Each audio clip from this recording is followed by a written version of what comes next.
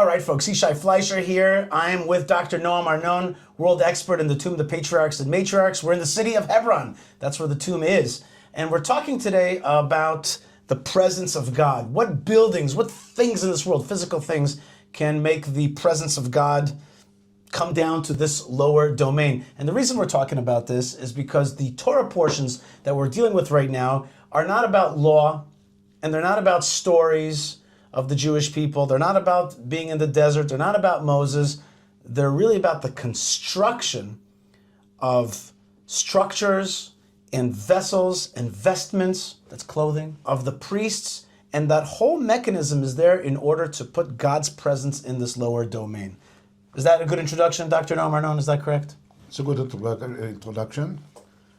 And what we want to emphasize is the presence of God, Shekhinah, here in Hebron, because our sages, our Chazal said, Ha'avot merkava l'Shekhinah. The forefathers are like the chariot of the Shekhinah, of God, of the divine presence. All right, so let's just make some terms clear to everybody. Shekhinah. You know, a lot of Gentiles also watch, non-Jewish people watch my programming, and they're very interested in these things. Shekhinah is the Hebrew word. We have the word, let's help them with the etymology of this word. Shochen is dwelling. Shochen is like living in somewhere. Right. Avraham Avinu dwelled in Hebron. Shochen b'Hebron, this is what the Torah said. So when we say about Mishkan, it's a place of dwelling. Right. As is to say that God somehow, one spark of the divine entity is Shochen, is dwelling in this place. And the modern word shchuna means neighborhood. A shachen is a neighbor, somebody who dwells amongst you. According to Chassidut, the purpose of this world is to bring God's presence into the lower domains. So these things that we effectuate God's presence is a big deal. A very simple, basic example of that is the mezuzah. When you affix a mezuzah to your doorpost, you're saying, God, come into this household, come into this family, be with us, live amongst us, which is also, by the way, very scary, right? That's a big deal to have God in your midst, right? It's not a simple thing. Yes, it's like having a camera watching you 24/7, and you better be well, you better behave, man. That's right. Because you remember God is with you. God is not only in the skies, in heaven. God is also here in this world. That's right. By the way, when I lived on the Mount of Olives and I had the Temple Mount in my window, when I would speak, if I would curse or say Lashon Hara, slanderous speech, I would develop sores. Yes, I'm telling you. I would develop sores in my mouth, and I'd be like, I did something not right, and that's the level when you live in proximity to the Harabai, to the Temple Mount. Okay, we are here in Hebron. In the midst of Hebron is this incredible structure called the tomb of the Patriarchs and Matriarchs. It's a 3,500-year-old tomb, on top of which is a 2,000-year-old building. You have spent your life studying this building and understanding it. And in these Torah portions where we talk about God's presence, you started telling me yesterday that this is a vehicle for God's presence. You started explaining to us right now that Judaism says that the forefathers are a vehicle for God's presence in this world. What does that mean? It means that the forefathers dedicated their lives, their spirit, their soul, all their life were dedicated to somehow to spread the spirit of God amongst the people around them. They were not Jewish people. I mean, at the time, of course, all the Gentiles around them, and the Avot, especially Abraham. Avot is forefathers. Forefathers, especially Abraham, and with him, of course, Sarah. They taught the people to believe in God. They taught the faith, the belief in God, and to implement the values that God wanted to teach us, to implement them in their life, especially the mercy. They were so, helping the people around, having guests all around, and teaching the people and supplying. Right.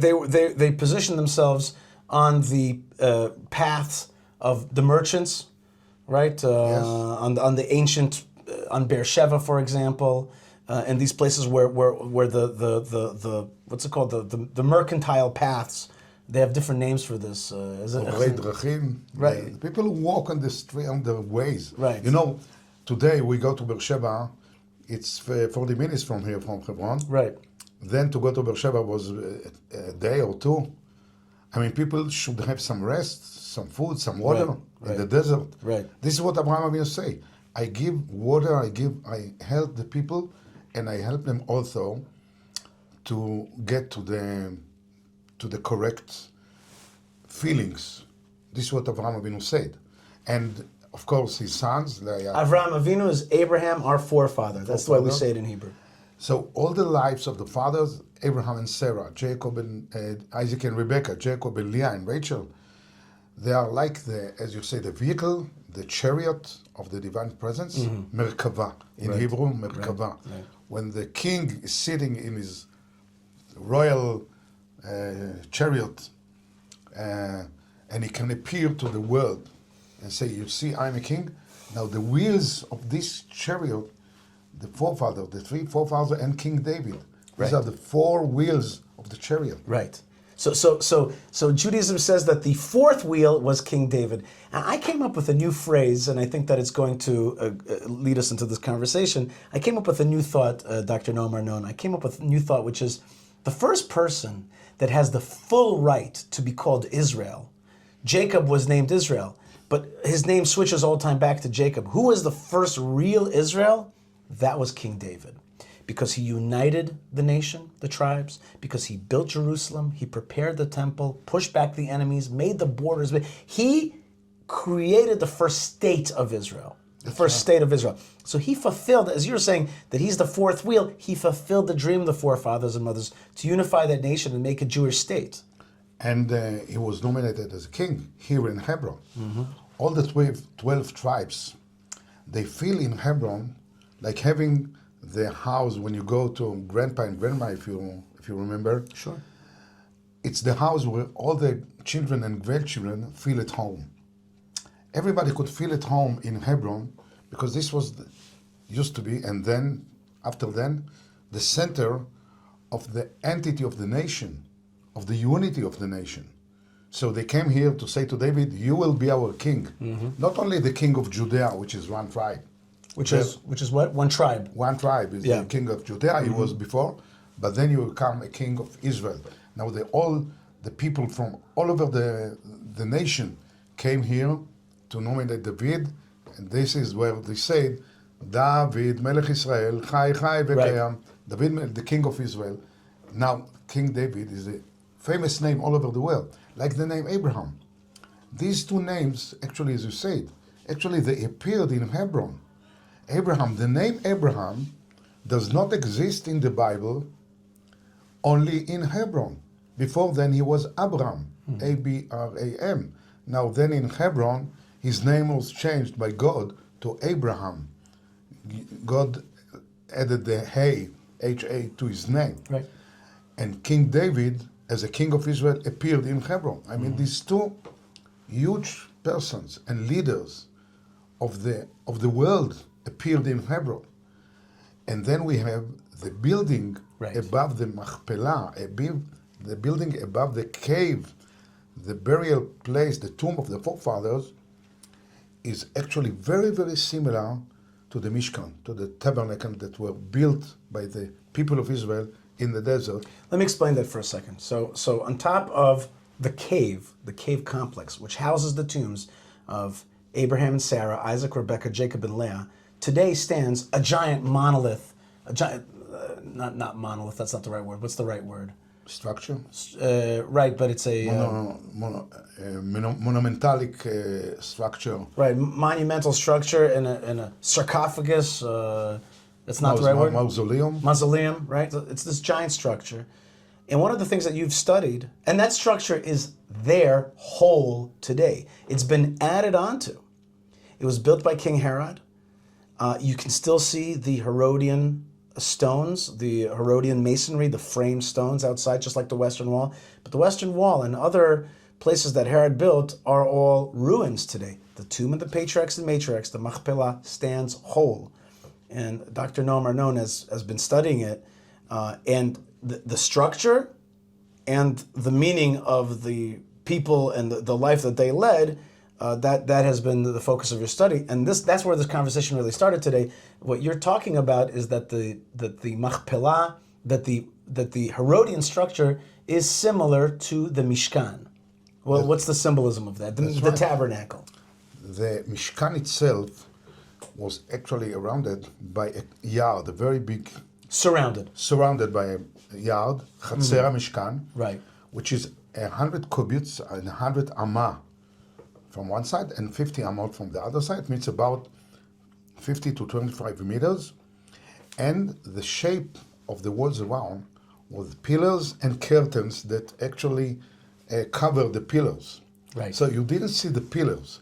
Right. You saw the curtains around, but you could see the shape of the pillars through the curtains. So the pillars... They jutted out a little bit. They jutted out, and so you saw a kind of pillory... Around the Chatzer, around the courtyard of the Mishkan. Mm-hmm.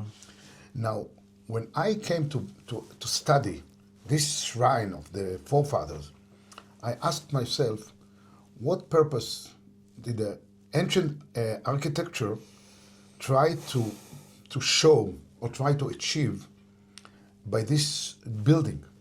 Now I read again the Mishkan, the verses, this Truma, that Parashat Truma, that we read this Shabbat.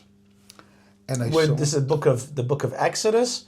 I don't remember which chapter it is, but it's the chapters that deal with the vessels of the tabernacle, which include the menorah, the showbread, the two altars, right? There's the outer altar, that's for the offerings. There's the inner altar for the incense. And of course the ark. And of course the ark, which is the heart of it all, the Ark of the Covenant, which is in the Holy of Holies. Mm-hmm. So what connection or what idea, this ancient architecture, we don't know his name, but he was living in the Second Temple period. Architect. Yeah. Mm-hmm. He was living in the Second Temple period. And when they shaped the architecture of this building, actually they combined two worlds together. From one side, the classic world, the Hellenistic Roman world of the temples, that all the pagan temples. The pagan temples of all Europe is full with them. Right. And this is a sort of expression. But in the ancient pagan temples, you could see the pillars around the building. Right. Here you do not see the pillars. Here the pillars are covered. Like what? Like the Mishkan, like the Tabernacle. So actually they combined two elements, two worlds, two civilizations. This was the idea of Herod. Because he himself was a combination of these two things. He wanted to combine or to unite the two worlds, the Roman world and the Jewish world. Mm-hmm. And from the Jewish point of view, you could see the Mishkan, the Tabernacle, and the Chatzer around it. The pillars are covered, and this is what they did here with stone. Mm-hmm. Not with wood and cloth like the Mishkan, but here they did it with stone. Mm-hmm. But you still see the same design of the Mishkan actually expressed by this building. And the point, therefore, you're making is that the purpose of the tomb of the Patriarchs and Matriarchs structure is to be a place of the Shekhinah, to draw down God's presence. Is that right? Exactly. To express the idea that Avot Merkava LaShekhinah. So when you see the building... Let me just translate that again. The forefathers are the vehicle, or the carriage for God's presence. So when you see the building, you understand what the ancient Jews felt by building this building, and later on, the same design around the Temple Mount. Because at the Temple Mount, you could see the same design of pillars around, again, covered pillars. You didn't see independent pillars like in the pagan. Are you talking about the outer walls? The outer walls, yes. What the western wall is. The western wall is only the lower part of the wall. Right. Because above that, you could see the pillars. Right. You could have seen it in the past. Unfortunately, as you said, the temple is destroyed.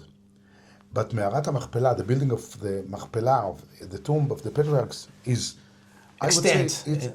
it's alive. Right. You see people come and feel the Shekhinah, feel the divine presence here, and get so closer to the fathers, to the mothers, and pray and cry, enjoy. And I have seen, by the way, just to bring it into today, I've seen a great uptick in visitation to the tomb of the Patriarchs and Matriarchs, the Machpelah here in Hebron. And I asked the police about it. They said that there's a 50% rise in visitation here. The parking lot is full. And let's be honest, it's easier to get here today, but still, one could be nervous about it, but people are coming in droves, and you could see that they're really connecting to the Shekhinah. You could see it on their faces. Exactly. This is why, by the way, if you open a Jewish prayer book, the Siddur, and the most important prayer is the Amidah, standing. The 18 benedictions, the Shmona Esrei Amidah prayer, which means the standing. It's a meditative and central prayer in the Jewish tradition. And then the first blessing is Birkat Avot. Right. You say to God, I'm standing in front of you, God, but I'm not alone. I'm standing here with my fathers, Elohei Abraham, Elohei Yitzchak, Elohei Yaakov. I recognize God of Abraham, God of Isaac, God of Jacob. I recognize myself as belonging to this entity and Shekhinah and presence that was actually symbolized and brought to this world by these holy persons, Avot, Abraham, Yitzchak, and Yaakov. So you have the tabernacle in the desert. That was a vehicle to bring God's presence into this lower domain. You have the tomb of the forefathers and mothers in Hebron, which is by design and also by our tradition that these men and their wives brought God's presence into this lower domain. And then you have the temple in Jerusalem. Exactly. They're all, as you explained to me yesterday, they're all doing the same action. And I thought that was very important to discuss that, because at the end, that's what we're doing here, right? But let me ask you this question though. What, therefore, is the purpose of Hebron vis-a-vis Jerusalem? Okay, what do you need a tomb of the Patriarchs and Matriarchs if you have a temple in Jerusalem? That's where you meet God. That's where the capital is. So what role does Hebron play then? As the same as you should have a foundation to the house, because Hebron is the foundation. Right. It's the basis that this house is standing. And then you have on the top, you have the Holy of Holiest in Yerushalayim. But if you don't have the foundation, you don't have a building, right. You don't have a house. If you understand that Hebron is still having the same part in the Jewish history of the foundation of the roots. I would say it's like a tree. You want a big tree, you should have the very deep roots and strong roots in the land, in the earth. And we have a Mishnah that says that the work in the temple does not begin until there's light over Hebron. Am I right? That's right. They say it in Mishnah Yoma. And in the same... Be'eze korban, which offering? The first... It's the Tamid? Gam Tamid. It's mentioned in Yoma and Masechet Tamid. Yeah. Before every day, before beginning the work in the temple, they would climb on the tower and watch to Hebron and say, okay... Which is to the south of Jerusalem? The light was on Hebron, begin the work. So without having the light from Hebron, you don't have Yerushalayim. Mm-hmm. There you go. Well, I hope that you enjoyed this discussion about bringing God's presence into this world. At the end, that's what it's all about. And that's what Israel's supposed to be doing. That's what the state of Israel is all about. That's what building Jerusalem is all about. That's what this whole issue of the third temple that we're working on is all about. It's not about our strength and our success. And we could have been successful in Vienna and in New York City as well. The whole point of coming back to the land is to bring God's presence into this world. And there's so much effort to stop that. That's a clue. That we are actually on the right track, because all the dark forces in this world don't want to see a light emanating from Jerusalem, or that light that's the basis of it all here in Hebron. Go ahead. And also, in the Midrash it said, the announcement of the redemption will first, the announcer will come to the Mevaser, will come to the fathers in Hebron, Right, Elijah the prophet, or the Annunciation, yeah. and say, "Wake up, my dear fathers, redemption is beginning," and then go to Yerushalayim. Bezrat Hashem, that's an amazing midrash, and we should be, we are meriting. That's the truth. We are meriting to see that actually coming to fruition. Yes, we have to be thankful for actually the great time that we're living in, the Revelation. Folks, I hope you enjoyed my discussion with Dr. Noam Arnon here in beautiful Hebron. Of course, we didn't mention, but obviously the temple is behind me. And this tapestry was made by a Gentile, by a non-Jew who loves Israel and dreams for that third temple. And I am proud that I was able to put up this tapestry here in order to say, yes, the nations are also part of it. Zafeh, nachon? Nehedar. And this building was built by the King Herod, the same king who built here the shrine of the forefathers and mothers. The Shrine of the Forefathers and Mothers is here, waiting for you to come and visit. You can come and visit, of course, through our weekly tours, hebronfund.org/tour. Easy to get to the site, easy to come and see it for yourself. It's amazing. And soon, we will be also taking you to the third temple. We're working on that full time. If you want to be part of that work, then please visit fightforisrael.org, fight, the number 4, Israel.org. And if you want to support our programming, it's buymeacoffee.com/Yishai. Dr. Noam Arnon, thank you very much. And may we merit to bring God's presence into this world. God bless you wherever you are. Lots of love, lots of blessings, and shalom. Shabbat shalom.